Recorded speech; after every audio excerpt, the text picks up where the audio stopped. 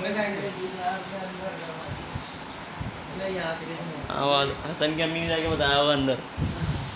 शक्ल दिख रही है ना, इसलिए तो वाला मूवी बना के शक्ल दिख रही है। वो वाला कैमरा पैदल आए पैदल। पैदल क्यों आएंगे भाई? यहाँ है। ये मुड़ेगा अभी। अच्छा दोनों के कैमरे की शक्ल आएगी। अभी निकालेगा। तो दे सामने से यार। ये बंद है। इसकी भी शक्ल